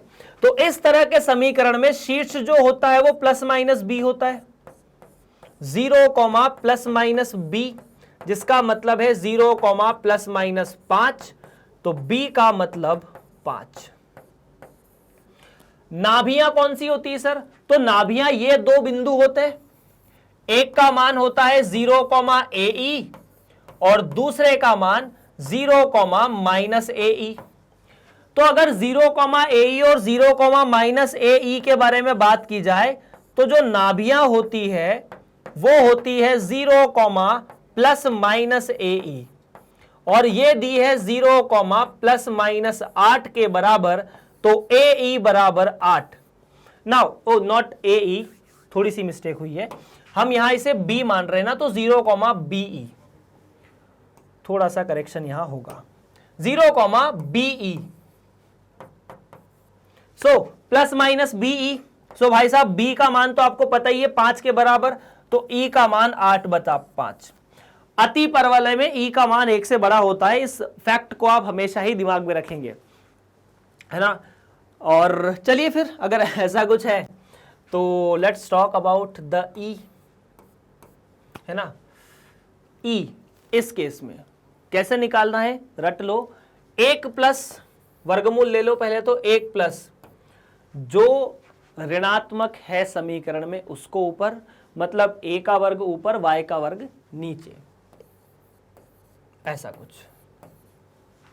b के बारे में जानकारी है, e के बारे में जानकारी है, a के बारे में नहीं है, तो क्या मैं लिख सकता हूं 8/5 बराबर 1 प्लस a का वर्ग और b का वर्ग तो 25। ठीक है, लघुत्तम लेने पर आपको ऐसी जानकारी मिलेगी कि 8 बराबर √25 प्लस a का वर्ग। इसे ऐसे भी देखो यार कि 8 तो 64 का वर्गमूल है, मतलब यहां 64 बनना चाहिए, या फिर सीधी सीधी बात है दोनों साइड वर्ग करोगे तो a का वर्ग बराबर 64 माइनस 25। 4 में से 5 जाएगा नहीं, तो 14 में से 5 गए तो 9, 6 में से 2 गए तो बचे, या 5 में से 2 गए तो बचे 3, 39। a का वर्ग 39, b के बारे में आप जानते ही हैं, तो आपके सामने जो आंसर लिखा जाना चाहिए इस समीकरण से, क्या लिखा जाना चाहिए, y का वर्ग बटा b का वर्ग, b का वर्ग मतलब 5 का वर्ग 25, माइनस x का वर्ग बटा a का वर्ग, a का वर्ग मतलब 39 बराबर 1, and that is the final answer. इसमें कोई समस्या, कोई परेशानी, कोई दिक्कत कुछ नहीं है। तो इस तरह से ये सवाल भी हमारे सामने समाप्त होता हुआ। अगर कोई दिक्कत परेशानी हो तो प्लीज एक बार कमेंट जरूर कर दीजिएगा, उसे पूरी तरह से सॉल्व करने की कोशिश की जाएगी। चलिए प्रश्न नंबर 8 समाप्त। प्रश्न नंबर 9 के बारे में बात करते हैं। निम्नलिखित प्रश्न 7 से लेकर 15 तक अति परवलय का समीकरण निकालना है, शीर्ष और नाभियां। चलिए एक छोटा सा सवाल मैं अगर आपसे पूछूं, इस सवाल को छोड़कर, अगर ये सवाल को मैं थोड़ा सा बदल देता, मतलब यहां पर ऐसा हो जाता है, इसकी जगह अगर मैं यहां लिख देता कि जो नाभियां है वो प्लस माइनस 5,0 है, तो अति परवलय का समीकरण बताओ। तो सीधी सीधी बात है, जिस अक्ष पर शीर्ष होगा ना, जिस रेखा पर शीर्ष होगा उसी रेखा पर नाभि भी होगी। तो यहां पर शीर्ष 0, प्लस माइनस 3 है। कितना है? 0, प्लस माइनस 3, मतलब शीर्ष y अक्ष पर है, तो नाभियां y अक्ष पर होनी चाहिए, x अक्ष पर नहीं। ये दोनों बिंदु प्लस माइनस 5,0 ये y अक्ष के दो या x अक्ष के दो बिंदु हैं, तो ये केस पॉसिबल ही नहीं है। पहली बात तो ये है, ठीक है, ये केस पॉसिबल नहीं है, मतलब ये अति परवलय पॉसिबल नहीं है। मतलब अगर आपसे कोई पूछ ले कि निम्न में से 4 ऑप्शन दे दिए कि निम्न में से किन चारों में अति परवलय संभव है, तो हम ये देखेंगे कि शीर्ष और नाभि एक ही रेखा पर होनी चाहिए, पहली बात। दूसरी बात, अगर यहां पर इसकी जगह मान लो ये सही होता और यहां पर 5 की जगह में 5/2 लिख देता, मतलब जो नाभि आती ना वो प्लस माइनस 5/2 आती, तब भी क्या यहां पर समीकरण संभव था? तो तब भी समीकरण संभव नहीं था, क्योंकि शीर्ष अगर 3 है तो नाभि शीर्ष से दूर होती है, तो 3 से बड़ी होनी चाहिए। यहां पर 5/2 क्या 3 से बड़ा है? हम लोगों ने समीकरण देखे हैं ना कि अगर ये शीर्ष है तो नाभि यहां कहीं होती है, ये फोकस होती है, ये वर्टेक्स होती है। वर्टेक्स मतलब शीर्ष। तो ये लंबाई ज्यादा है या ये लंबाई ज्यादा है? ऑब्वियसली ये लंबाई ज्यादा है, तो F दूर होना चाहिए। तो अगर ये 3 है तो ये 5/2 तो संभव नहीं है, नहीं है, इसीलिए ये केस भी संभव नहीं है। तो कुछ कुछ चीजों में आपको बहुत अच्छे से उलझाया जा सकता है। Let's discuss the question. शीर्ष दिया है 0, ±3, 0, ±3 ऐसा, ठीक है। 0, ±3 में शीर्ष जो है वो 0,3 और 0,-3। सुनना मेरी बात, 0,3 ये होना चाहिए और 0,-3 ये होना चाहिए। इसी को बोलते हैं शीर्ष। अब अगर ऐसा फोटो बना है तो सबसे जरूरी बात है कि यहां पर अति परवलय का जो समीकरण है वो सिंपल सा है समीकरण, आसान से आप लोग लिख सकते हैं। अपन देख चुके हैं ऐसे जवाबों को, y का वर्ग बटा b का वर्ग माइनस x का वर्ग बटा a का वर्ग बराबर 1। अब बस a और b निकालना है। ऐसे अति परवलय में शीर्ष कितना होता है? तो शीर्ष होता है 0, ±b, जो कि दिया है 0, ±3। सो b का मान 3। कितना? b का मान 3। ठीक है। दूसरा केस, यहां पर नाभियां 0, ±5। कितनी? नाभियां जो है वो 0, ±5 है।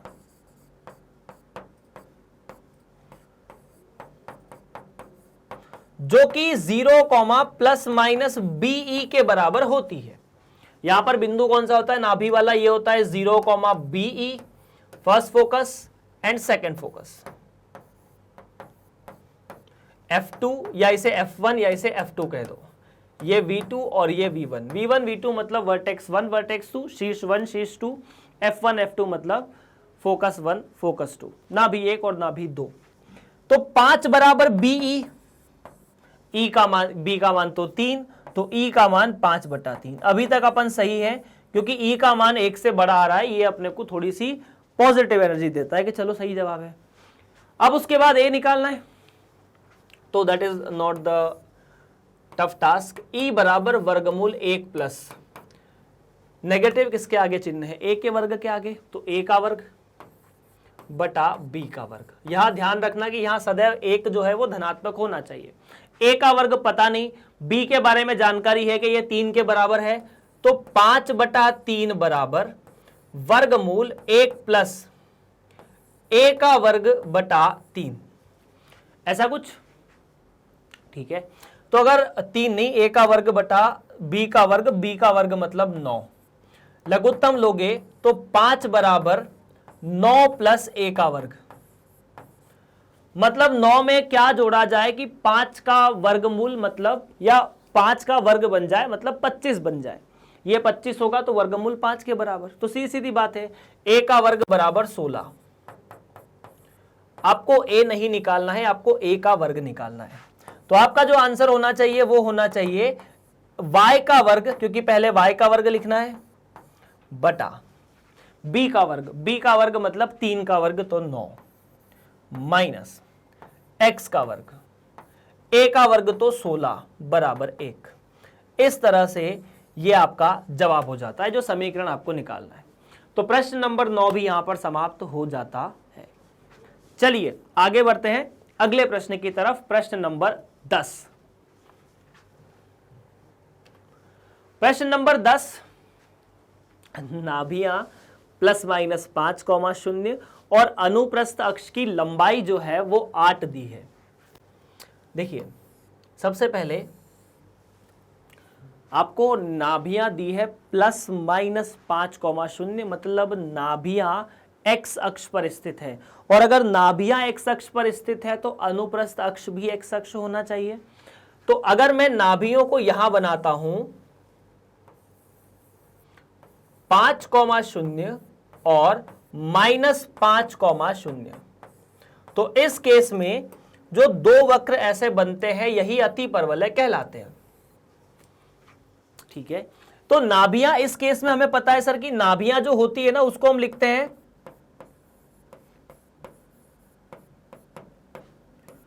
प्लस माइनस ए ई कॉमा 0, जो कि आपको दी है प्लस माइनस 5,0।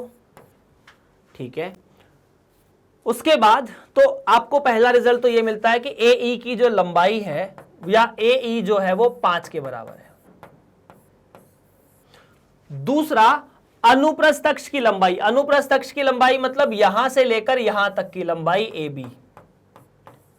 अनुप्रस्थ अक्ष की लंबाई जो दी है वो दी है ए बी के बराबर, और ए बी होती है 2a के बराबर। और ये अनुप्रस्थ अक्ष की लंबाई है, मतलब ये 8 के बराबर है। अपन बात ही कर चुके ना कि सर ये बिंदु a, 0 होता है, ये बिंदु माइनस a, 0 होता है। तो इन दोनों के बीच की दूरी कैसे निकाल सकते हैं? यहां से यहां तक ये तो केंद्र बिंदु है 0, 0, यहां से यहां तक की दूरी a और यहां से यहां तक की दूरी a, यहां से यहां तक की दूरी है, यहां से यहां तक की दूरी है, तो कुल दूरी कितनी? a और a 2a। तो 2a बेसिकली 8 के बराबर, तो a का मान 4 के बराबर। ठीक है, तो अगर मैं इन दोनों की मदद से e को निकालना चाहूं तो मैं e को भी निकाल सकता हूं। e बराबर 5/4 है ना, 1 से e को, या a e बराबर 5 था। अब ऐसे फोटो में समीकरण क्या होता है?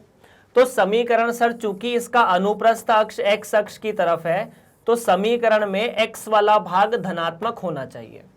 x का वर्ग बटा a का वर्ग माइनस y का वर्ग बटा b का वर्ग बराबर 1। तो x का वर्ग बटा a का वर्ग, y का वर्ग माइनस बटा b का वर्ग बराबर 1 है। तो यहां पर ऐसे केसेस में आप e का मान क्या लिख सकते हैं? तो e का मान 1 प्लस क्या प्लस, जिसके आगे ऋणात्मक चिन्ह b का वर्ग, तो b का वर्ग बटा a का वर्ग। ठीक है, b का वर्ग के बारे में कोई जानकारी बिल्कुल नहीं है, e के बारे में जानकारी बहुत कुछ है, e तो पूरा का पूरा पता है। वर्गमूल 1 प्लस b का वर्ग, b का वर्ग नहीं पता लेकिन a का वर्ग पता है 4 के बराबर। वाव, ठीक है, 4 नहीं 4 का वर्ग, तो 5 बराबर 4 का वर्ग 16, 16 प्लस b का वर्ग। तो भाई साहब 16 में क्या जोड़ें कि 5 का वर्ग बन जाए? अरे हल कर दो वर्ग करके, 25 बराबर 16 प्लस b का वर्ग, तो b का वर्ग मिला 9। कितना? 9। तो यार आपके सामने a है, आपके सामने b है, आप आंसर नहीं लिख सकते क्या? लिख सकते हैं। So in this case the answer should be x का वर्ग बटा a का वर्ग मतलब 4, 4 का वर्ग 16 माइनस y का वर्ग मतलब b का वर्ग, b का वर्ग सीधा अपन ने निकाला है 9 के बराबर।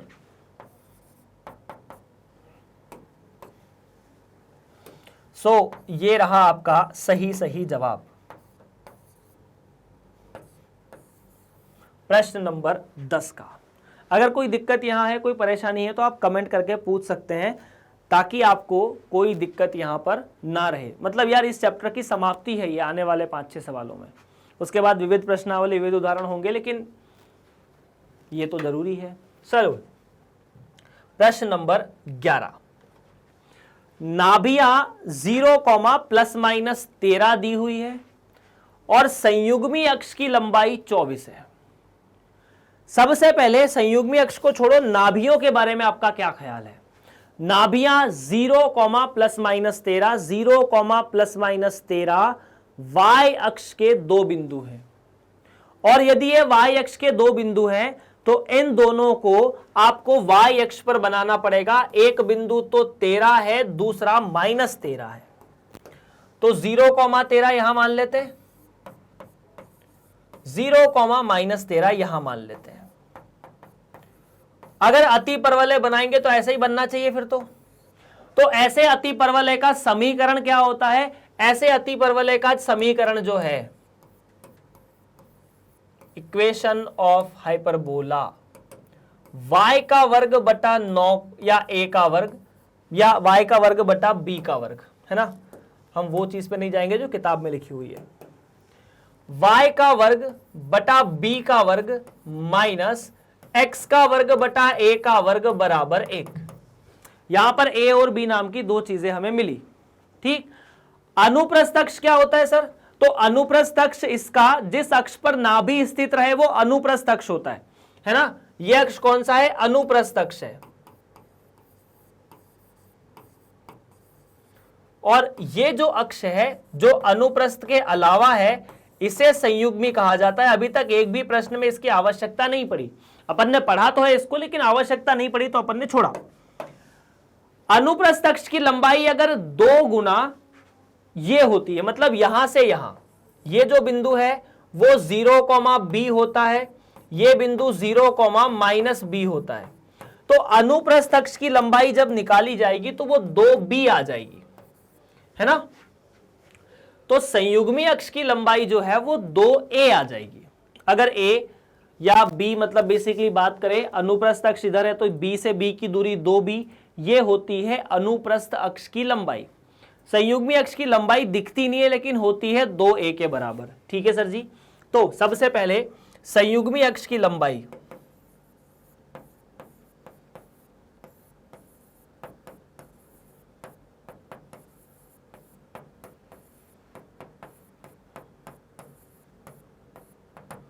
दो a के बराबर, जो कि दी है 24 के बराबर। तो सीधी सीधी बात a का मान 12। कितना? a का मान 12। a का मान 12। उसके बाद दी है नाभियां। तो नाभियां क्या होती है भाई साहब? नाभियां होती है 0, ±BE। BE के बारे में जानकारी नहीं है, ना तो B के बारे में जानकारी है, ना A के बारे में जानकारी है, पर यह हमें दिया है 0, ±13। सो आई कैन से कि इस केस में BE का मान 13 है। अब A इस केस में हमारी कोई मदद नहीं कर सकता, लेकिन E तो मदद कर सकता है। क्यों? देखो सर, E का मान क्या होता है? 1 प्लस ऋणात्मक कौन है? जो ऋणात्मक बटा जो धनात्मक। ऋणात्मक कौन है? A का वर्ग। तो A का वर्ग बटा B का वर्ग। आपने दोनों साइड वर्ग करके लघुत्तम ले लिया तो आपको मिलेगा BE का वर्ग बराबर B का वर्ग प्लस A का वर्ग। BE का वर्ग तो 13 है, या BE तो 13 है, तो 13 का वर्ग बराबर B का वर्ग प्लस A का वर्ग, जो कि 12 है। तो यहां से B का जो वर्ग है वो 13 का वर्ग माइनस 12 के वर्ग के बराबर है। हल करने पर एक पाइथागोरस त्रिक भी होती है कि B का मान 5 हो जाएगा, है ना। बेसिकली एक पाइथागोरस त्रिक होती है कि अगर किसी त्रिभुज में 13 बराबर या 13, 5 और 12 नाम की भुजा है, तो 13 या त्रिभुज और त्रिभुज समकोण त्रिभुज है तो 13 कर्ण होगा, बाकी दोनों भुजाएं आधार और लंब होगी। तो 13 का वर्ग बराबर B का वर्ग प्लस 12 का वर्ग, मतलब ये एक समकोण त्रिभुज की कहानी है। पाइथागोरस प्रमेय C का वर्ग बराबर A का वर्ग प्लस B का वर्ग यहां संतुष्ट करती है। इसीलिए कर्ण 13 है, एक भुजा 12 है तो दूसरी 5 होगी। ठीक है।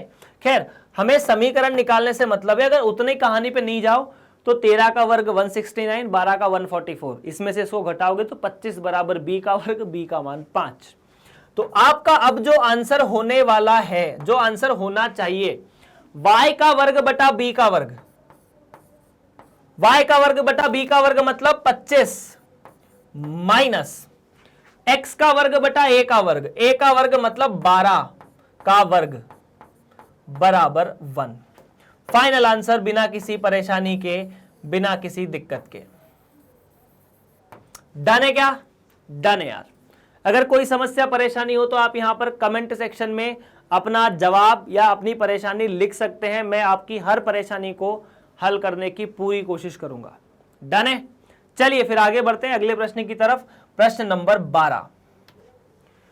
नाभियां ±3√5,0 और नाभिलंब जीवा की लंबाई 8 है। वाह वाह वाह वाह वाह वाह, बहुत बढ़िया सवाल है। देखो, सबसे पहले नाभियां दी है आपको ±3√5,0। ±3√5,0 होने का मतलब है अनुप्रस्थ अक्ष x अक्ष है, क्योंकि ये नाभियां x अक्ष पर स्थित है। अगर नाभियां x अक्ष पर स्थित है तो फोटो बनाने जब मैं जाऊंगा तो मुझे ऐसा कुछ फोटो मिलना चाहिए ना।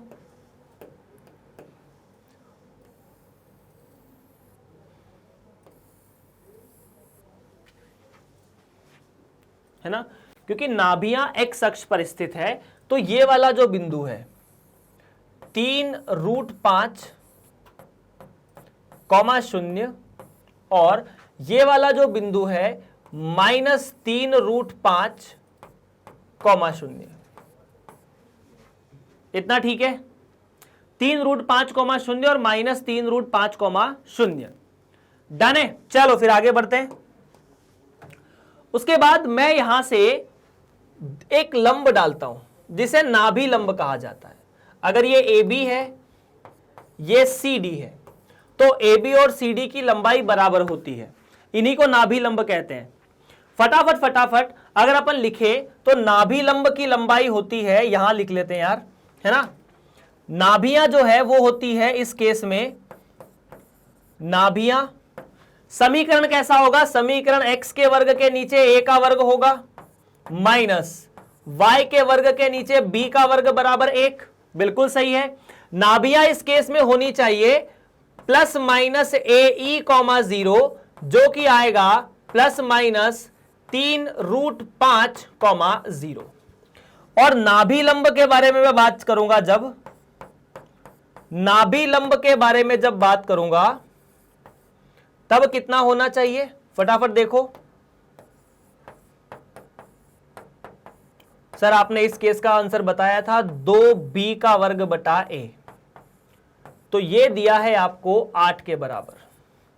ठीक है, अब इन दोनों की मदद से AE और 2b के वर्ग बटा 8 की मदद से आपको निकालना है a और b।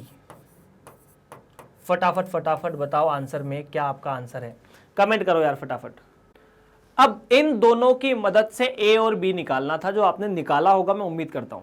देखो अगर a और b निकालना था तो मैंने सबसे पहले क्या किया, मैंने देखा e को e होगा इस केस में, e होगा इस केस में 1 प्लस जो ऋणात्मक है मतलब b का वर्ग, तो b का वर्ग बटा a का वर्ग, है ना जी। ठीक है, ये तीसरा केस है हमारे सामने,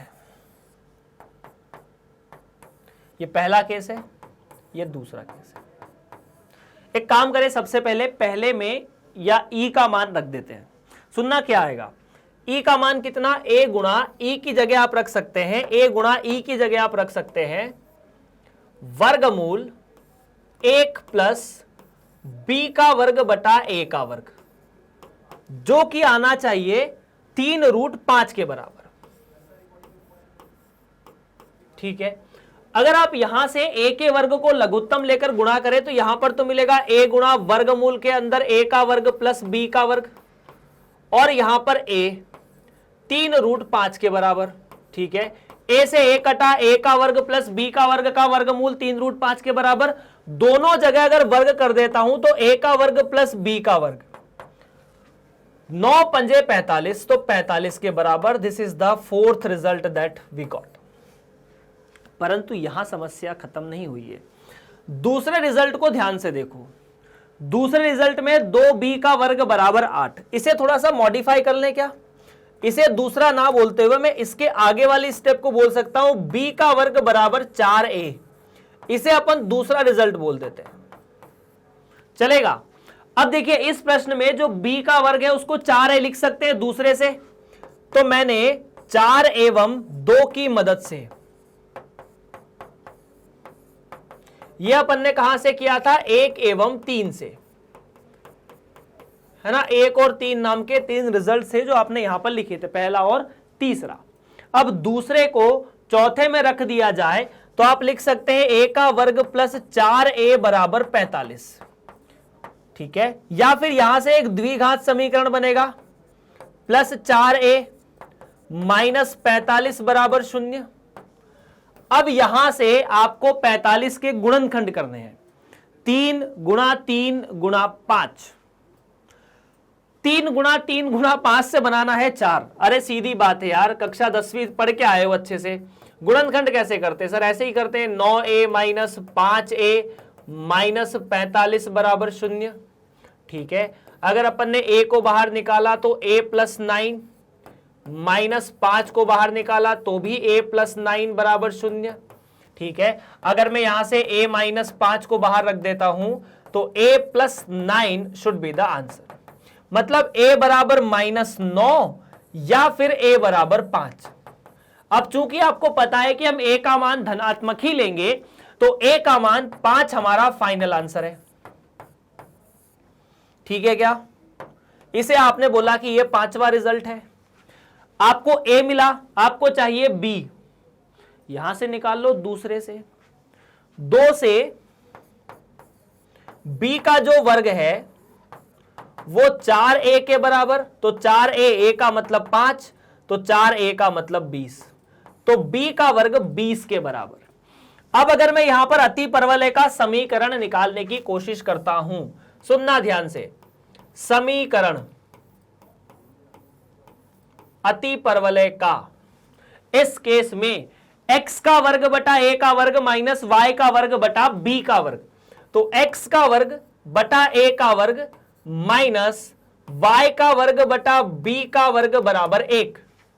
x का वर्ग बटा a का वर्ग मतलब 5 का वर्ग, तो x का वर्ग बटा 5 का वर्ग मतलब 25 माइनस y का वर्ग बटा b का वर्ग जो कि 20 आया एंड बराबर 1। That is the final answer जो कि हमें निकालना था।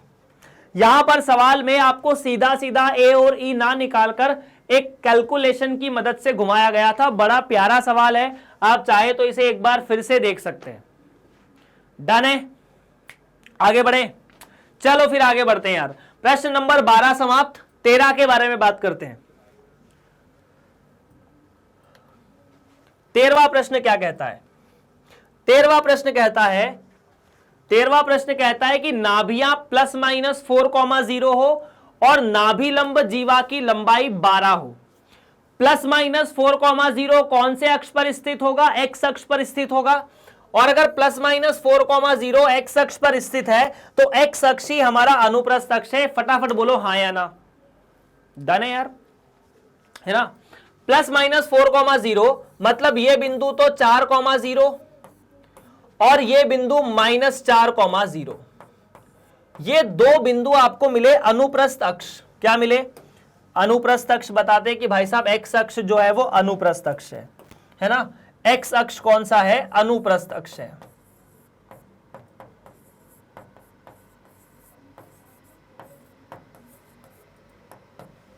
अगर एक्स अक्ष अनुप्रस्थ अक्ष है तो समीकरण अति परवलय का बड़ा आसान है। फिर तो क्या? एक्स का वर्ग बटा ए का वर्ग माइनस वाई का वर्ग बटा बी का वर्ग बराबर 1। और इतना मिलते ही मुझे यहां पर दिखता है कि नाभियां जो होती है वो प्लस माइनस ए ई होती है। हाँ जी, होती है। तो नाभियां जो है वो है प्लस माइनस ए ई। प्लस माइनस ए ई कॉमा 0 बराबर प्लस माइनस 4,0। तो ए ई का मान 4 है, सीधी सीधी बात है। दूसरा, नाभि लंब जीवा की लंबाई।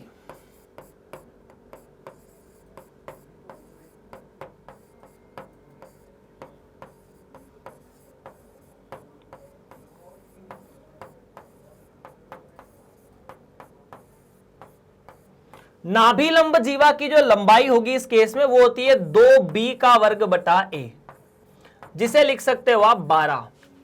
तो एक रिजल्ट तो ये है पहला वाला जो आपको यहां पर मिलता है ना? ठीक है। दूसरा रिजल्ट जो है इसको सिंपल करने के बाद 2 से 12 कटे b का वर्ग बराबर 6a, मतलब a निकल जाएगा तो b का वर्ग भी आ जाएगा। तरीका वही है जो अपन ने पिछले सवाल में किया था।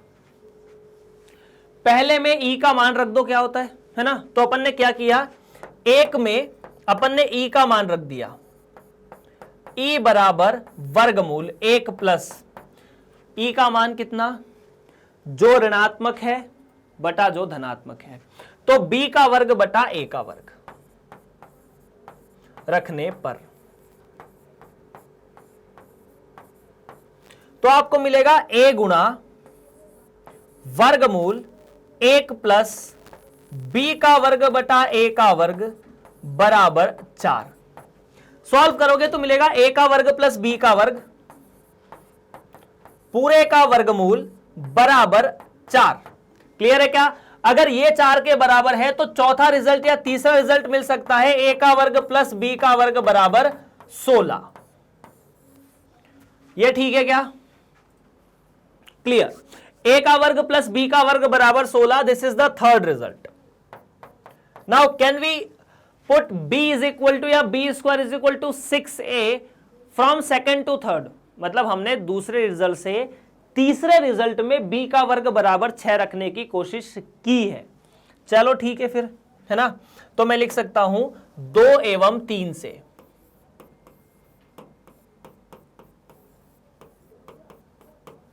a का वर्ग प्लस 6a बराबर 16. या फिर अब यहां एक द्विघात समीकरण बना है, बिल्कुल बना है. -16 बराबर 0.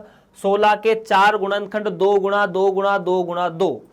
इन 4 बार 2 से आपको बनाना है 6, तो 3 2 -2. बिल्कुल सही है. मतलब मैं इसे ऐसा लिख सकता हूं a का वर्ग plus 8a minus 2a minus 16 बराबर 0.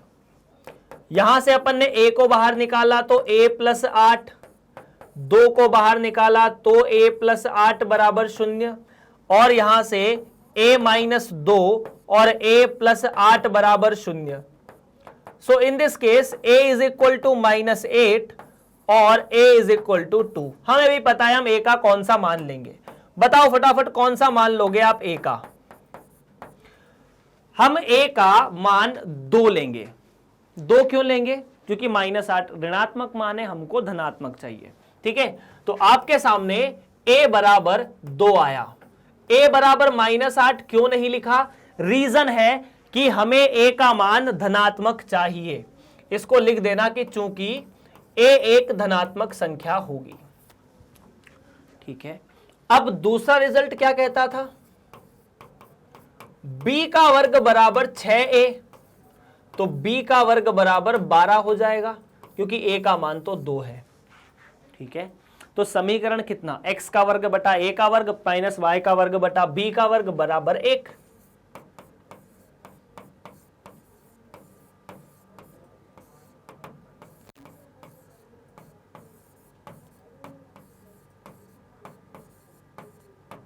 ऐसा कुछ. x का वर्ग बटा a का वर्ग मतलब 2 का वर्ग तो मिलाकर 4. ठीक है, माइनस y का वर्ग बटा 12 बराबर 1, एंड ये आपका फाइनल जवाब है. इस तरह से आपको इन प्रश्नों को हल करना है. उम्मीद है ये प्रश्न आप बड़ी सिंपल तरीके से समझ पा रहे हो. एक मेथड है, एक रिदम है, उस रिदम को बना लो तो सारे सवाल आसानी से हल हो जाएंगे. अगर आप कहीं खो जाते हैं तो सवाल भी खो जाएगा. ठीक है, तो हमें खोना नहीं है, अपने दिमाग को एक जगह स्थिर रखना है. जो आज है वो कल नहीं होगा, पर जो आज है वो कल काम जरूर देगा. ठीक है, सो बाकी बहुत सारी चीज़ें ऐसी है जो कल सुधार सकती है और बहुत सारी चीज़ें कल बिगाड़ सकती है. तो बहुत ही हमें वाइजली चूज करना चाहिए मतलब चीज़ों को. ठीक है, इस प्रश्न में शीर्ष जो है वो +-7,0 है और ई जो है वो 4/3 है. सवाल लगभग परोसा हुआ है ना.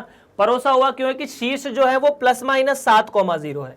तो सबसे पहले अगर आप शीर्षों को पहचानेंगे तो +-7,0 दो ऐसे बिंदु हैं जो x अक्ष पर स्थित है, और अगर x अक्ष पर स्थित है तो ये F1 है, ये F2 है.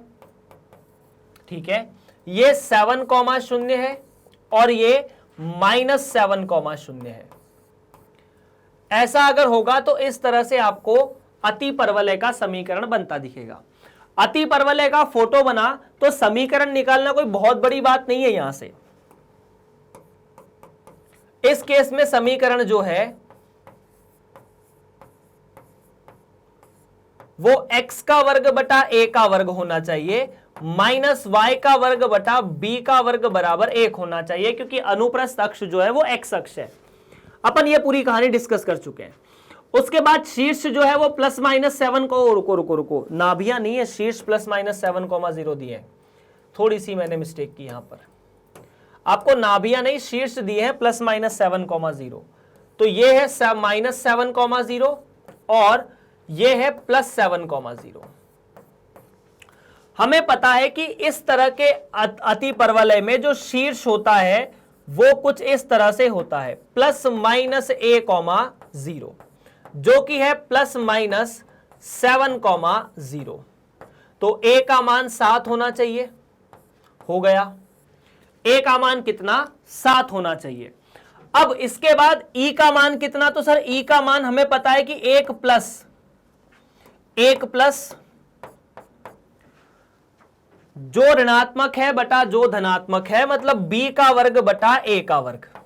a के वर्ग के बारे में जानकारी है, e के बारे में जानकारी है, तो 4/3। वाओ, इस सवाल में तो थोड़ा सा ज्यादा कैलकुलेटिव पार्ट दे दिया है। क्यों? क्योंकि 4/3 तो ये है बराबर 1 प्लस b का वर्ग बटा 7 का वर्ग। अब यहां समस्या ये कि हम हर सवाल में 7 के वर्ग को, मतलब यहां जो संख्या बाहर निकलती थी वो इससे कटती थी, अब नहीं कट रही है। तो 4/3 बराबर 7 का वर्ग प्लस b का वर्ग बटा 7, ऐसा कुछ। ठीक है, आपने क्या किया, 7 को यहां भेज दिया तो 28/3, ये भी ठीक है, 28/3। और थोड़ा सा रुको यार, इतना लंबा कैलकुलेशन करने से अच्छा है आप सीधा सीधा यही वर्ग कर दो। तो 16/9 बराबर 1 प्लस b का वर्ग 7 का वर्ग। 1 को इधर पहुंचा दो, ठीक है। तो 16/9 b का मान, अच्छा a का मान 7 का वर्ग है, ठीक है। 16/9 माइनस 1 बराबर b का वर्ग बटा 7 का वर्ग। तो ये तो मिला, 16 में से 9 गए तो 7, ठीक है। तो यहां से मिलेगा 7/9 बराबर b का वर्ग बटा 7 का वर्ग। तो क्या b, देखो ध्यान से, b का वर्ग 7 की घात 3/9 मिलेगा। b जो मिलना चाहिए वो 7√7/3 मिलेगा। b का वर्ग 7 की घात 3/9 में b का वर्ग ही निकालना था वैसे तो, और a जो है वो 7 है। तो बस आपने समीकरण में आंसर रखने की कोशिश की। जो आंसर होना चाहिए x का वर्ग बटा a का वर्ग, a का वर्ग मतलब 7 का वर्ग, ठीक है, माइनस y का वर्ग बटा 7 की घात 3/9, तो ये 9 यहां आ जाएगा और 7 की घात 3 यहां हो जाएगा बराबर 1। यह आपका जवाब है। एक बार फटाफट अपन वेरीफाई जरूर करेंगे, क्योंकि ऐसा जवाब अभी तक अपना नहीं आया किसी प्रश्न में। शीर्ष प्लस माइनस 7,0, तो a का मान 7, ठीक है। ई 4/3 1 प्लस b का वर्ग बटा a का वर्ग, b का वर्ग बटा a का वर्ग, तो b का वर्ग यहां ऐसा, a का वर्ग यहां ऐसा, 7 का वर्ग प्लस b का वर्ग बराबर ऐसा, 16-9 7, 7/9। अभी तक ठीक है, सब कुछ ठीक है, हमारा आंसर ठीक है। प्रश्न नंबर 15 की तरफ बढ़ेंगे इसी की समाप्ति के साथ। आखिरी सवाल, नाभियां प्लस माइनस √10 है तथा 2,3 से होकर जाता है। देखो यार, नाभियां जो है वो प्लस माइनस √10 है और 2,3 से होकर जाता है। प्लस माइनस √10 का मतलब समझते हो, ये यहां पर आएगी 0,√10 और यहां पर आएगी 0,-√10।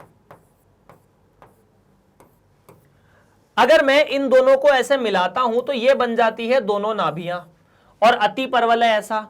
तो इस केस में जो समीकरण होना चाहिए, ध्यान से देखना मेरी सवाल को, इस केस में जो समीकरण होना चाहिए वो होगा y का वर्ग बटा b का वर्ग माइनस x का वर्ग बटा a का वर्ग बराबर 1।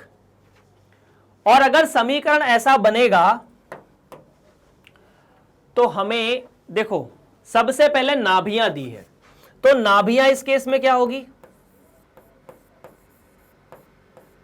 सर? नाभियां होगी 0,+-BE, जो कि दी है 0,+-√10। तो सीधी सीधी बात है, BE का मान √10।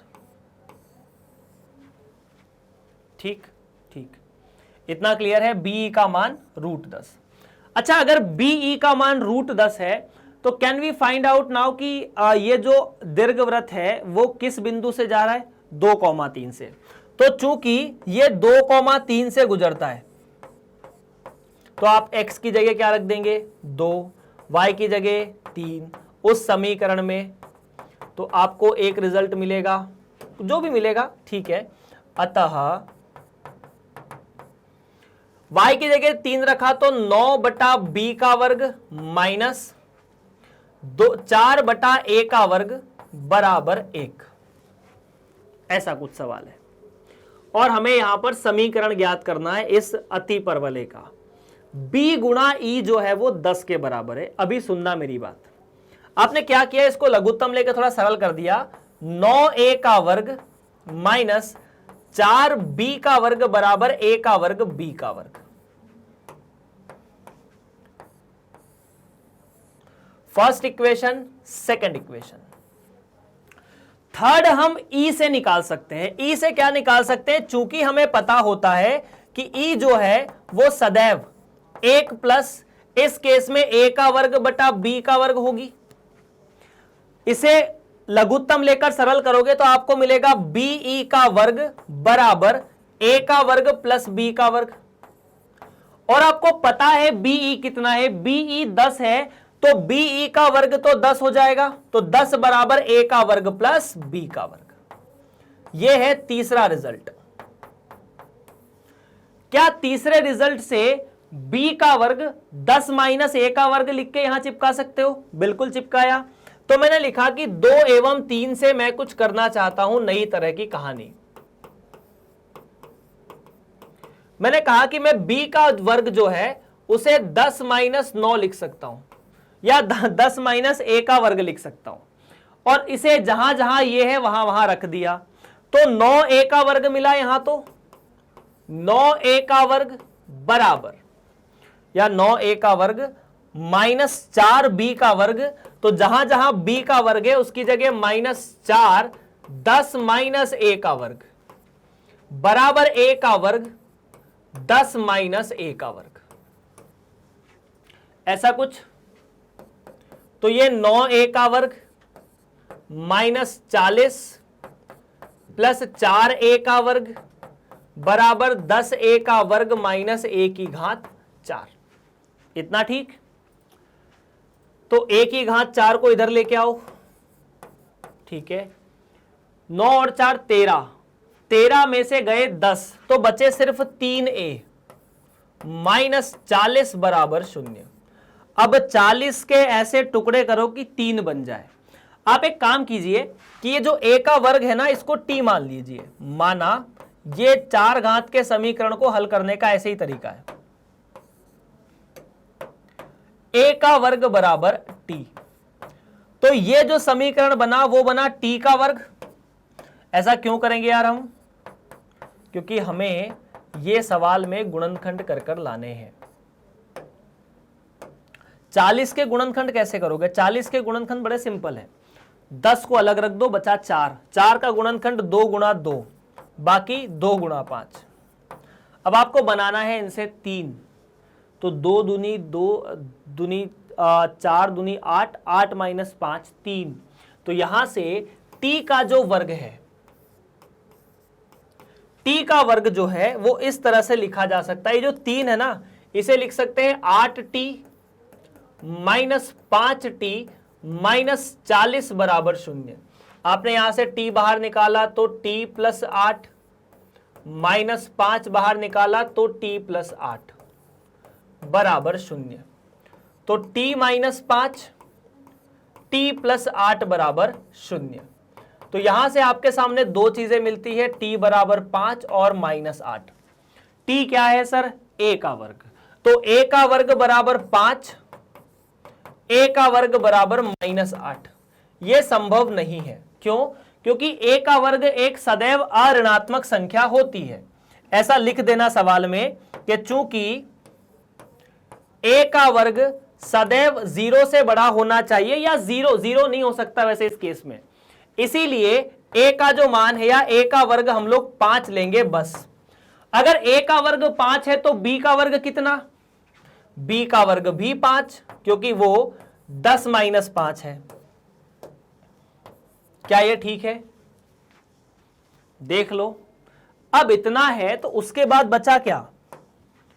कुछ नहीं। उसके बाद क्या बचता है, समीकरण बचता है, बस और कुछ नहीं। तो समीकरण कितना, समीकरण है x का वर्ग बटा a का वर्ग माइनस y का वर्ग बटा b का वर्ग बराबर 1। x का वर्ग बटा a का वर्ग माइनस y का वर्ग बटा b का वर्ग बराबर 1। तो x का वर्ग बटा 5 माइनस y का वर्ग बटा 5 बराबर 1, या फिर फाइनल आंसर x का वर्ग माइनस y का वर्ग बटा 5। और हमने पढ़ा था ऐसे अतिपरवलय को हम समकोणीय अतिपरवलय कहते हैं। जब a का वर्ग और b का वर्ग बराबर आ जाता है तब ऐसे अतिपरवलय को हम समकोणीय अतिपरवलय कहते हैं। इसके कुछ रिजल्ट हैं, उनको याद रख लेना ना।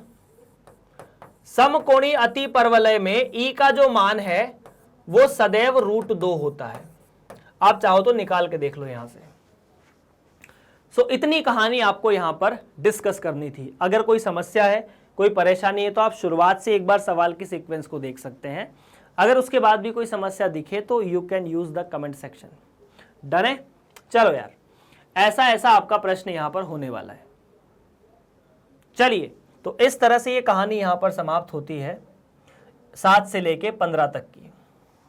बाकी अगर आप इन वीडियोस को मैग्नेट ब्रेन्स के ऑफिशियल यूट्यूब चैनल पर देख रहे हैं तो बहुत अच्छी बात है। अगर वहां पर आपको वीडियोस देखने में या मिलने में कोई तकलीफ हो रही है तो आप गूगल पर जाइए, www.magnetbrains.com लिखिए। वहां पर आपको CBSE हिंदी माध्यम में कक्षा 11वीं का चयन करना है। जैसे हम कक्षा 11वीं का चयन करेंगे, हमें गणित विषय के NCERT खुलाई देगी। हमने इस पर क्लिक किया तो NCERT का जितना भी कंटेंट है जो हमने पढ़ाया है यहाँ पर, उसका आपको सीक्वेंस रहेगा कि क्या पढ़ा है क्या नहीं। और बाकी आप बहुत सारी चीज़ें यहाँ देखने की कोशिश करेंगे। बहुत सारे अध्याय हैं, जिस अध्याय पे क्लिक करेंगे उसके जितने भी वीडियो में वो अध्याय खत्म हुआ है उतने वीडियो वहाँ पर रहेंगे। जैसे ही आपने किसी भी वीडियो पर क्लिक किया आपका वीडियो चलना शुरू हो जाएगा। बस इतना सा काम है। बाकी आपको पता ही है कि मैग्नेट ब्रेन्स और मैग्नेट ब्रेन्स हिंदी कक्षा 6 से लेकर 12वीं तक समस्त विद्यार्थियों को पूरी तरह से मुफ्त पढ़ाता है।